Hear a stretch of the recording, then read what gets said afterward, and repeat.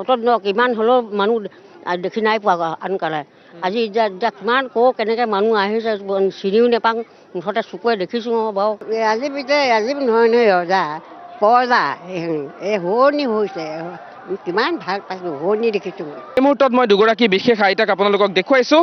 এই দুয়োগৰাকী আইতাই আজিৰ দিনটোত ৰাজীৱ শদিয়াৰ ৰাজহুৱা আদ্য শ্ৰাদ্ধৰ দিনটোত এনেদৰে ইমান পৰলৈকে বহি থকা দেখিবলৈ পোৱা গ'ল। আইতা মানুহ মৰাৰ পিছতো যে অমৰ হয় ৰাজীৱ শদিয়াই সেই কথাটো প্ৰমাণ কৰি দিলে। আৰু আপোনালোকেও এই 5:30 বজালৈকে ইয়াত ৰৈ থাকিলে, দেশ বিদেশৰ ৰাইজক দেখিলে, কেনেকুৱা অনুভৱ হ'ল?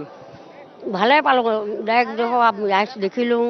এতিয়া আমাৰ ৰাজীৱ শদিয়া জীয়াই আছে বুলিয়ে ভাবি আছোঁ, ভালেই পাইছোঁ। এতিয়া ইমানখিনি ৰাইজ দেখিলোঁ। আজি অতদিন কিমান হ'লেও মানুহ দেখি নাই পোৱা আনকালে আজি এতিয়া কিমান কেনেকৈ মানুহ আহিছে চিনিও নাপাওঁ মুঠতে চকুৱে দেখিছোঁ বাৰু তেনেকৈ ৰাজীৱ শদিয়া মৰিলে আমাৰ ভতিজা হয়, সেই পু ভতিজা ভালে আছে বুলি ভালকৈ স্বৰ্গবাসী হওক বুলি ভাবি আছোঁ, সেইটো ভালে পাইছোঁ।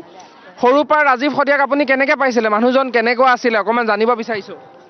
ৰাজীৱ শদিয়া সৰুৰ পৰা ভালে হৈছিলে, ল'ৰাটো গান বেজেনা আগৰ পৰা সৰুৰ পৰা গাই সেইবোৰ হেৰি কৰি থাকে, হৰিনাম চৰিনাম লৈ থাকে, লগৰ সমনীয়াৰ লগত সকলোকে ভালে পায়, ভালে চলি আছিলে, ভালদৰে চলি আছিলে ল'ৰাটো।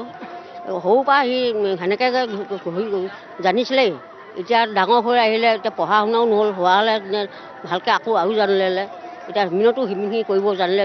এতিয়া শদিয়াৰ নাম ৰখালে গোটেই দেশ দুনীয়া এতিয়া দেখি পালোঁ, কাণে শুনাও আহিলে, চকুৱে দেখাও আহিলে, চবেই সকলোৱে দেখি পাইছোঁ। এয়া বহুত বুলি আনন্দ পাইছোঁ আপোনালোকক দেখি। ধন্যবাদ জ্ঞাপন কৰিছোঁ। এইগৰাকী আইতাক এইবাৰ দেখুৱাব বিচাৰিছোঁ। আইতাই অকণমান চকুকেইটা সেমেকি আছে, যিহেতু নিজৰ ভতিজাক হেৰুৱাবলগীয়া হ'ল। তাৰ পাছতো কিন্তু ৰাইজ এনেদৰে ওলাই আহিলে। মই অকণমান আপোনাৰ পৰা কথাখিনি জানিব বিচাৰিছোঁ। আৰু মই কেনেকৈ ক'ম, এনে মুখে কৈ দিওঁ আৰু কৈ দিয়ক, কৈ দিয়ক, মুখে কৈ দিয়ক। ল'ৰাটো আগতে বহুত দিনৰ পৰা সিহঁতকে ঘূৰি ফুৰিছিলে, এতিয়া ভালে এতিয়া ৰাজীৱ নহয় নহয় ৰজা পৰ্দা এই শুৱনি হৈছে কিমান ভাল পাইছোঁ, শুৱনি দেখিছোঁ। এনেকুৱাকৈ দেখা নাই, মোৰ অলপ দেখিবলৈ নাই এনেকুৱা। এতিয়া জীয়াই থাকোঁতে এয়া দেখিছোঁ ৰাইজক গোটেই শদিয়াই। আইতা যেতিয়া ভূপেন হাজৰিকা ঢুকাইছিলে তেতিয়া এনেকৈ মানুহ হৈছিলে, আৰু যি সমাধি আছিলে সমাধিত এজনী পাৰ চৰাই আছিলে। আজি ৰাজীৱ শদিয়া ঢুকালে, ইমান মানুহ হ'ল, আৰু সমাধিত এতিয়াও এজনী পাৰ চৰাই বহি আছে, ক'লা পাৰ চৰাই এজনী উৰি যোৱা নাই। কি ক'ব আপুনি? হয়তো কি কৰিব, আমিতো একো নাজানো যে কওঁ, পঢ়া শুনা নাই তেনে পঢ়া নহ'লেতো তথাপি মানুহজনৰ আত্মাই সদগতি পাওক। আইতা কওক। নহয় তাৰ আত্মাখনে পাৰ চৰাইজনী যদি আত্মাটোৱে হৈ পিনে আছেই যে আছেই কওঁ, তেওঁৱে হয়, উৰি যোৱা নাই যদি সকলো কথা শুনি আছে, দেখি আছে, চাই আছেই। ৰাজীৱা আছেহি আছে যে ছয় হৈ পিনি ৰাইজক চাইছে, চবকে তই পৰ্দাক চাইছে নে, কিমান আনন্দ পাইছে। আমিতো আনন্দ পাইছোঁ, ভাল দেখিছোঁ। আৰু ৰাজীৱ শদিয়া আপোনাৰ লগত কেনেকৈ আছিলে? ধেমালি ধুমুলা কৰিছিলে নে আপোনালোকে?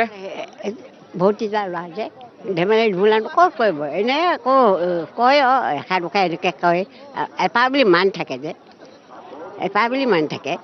এতিয়া গ'ল কি কৰিমনো, দুদিন তিনি ভাতকে নাখালোঁ, মাছ মাংস নাখালোঁ, বহুত দুখ লাগিলে। সেইকাৰণে তোমালোকক বিদায় এতিয়া চবকে দেখিলোঁ, এতিয়া গোটেই পৰ্দাকে দেখিলোঁ, মোৰ সম্পূৰ্ণ এয়া। ধন্যবাদ জ্ঞাপন কৰিছোঁ।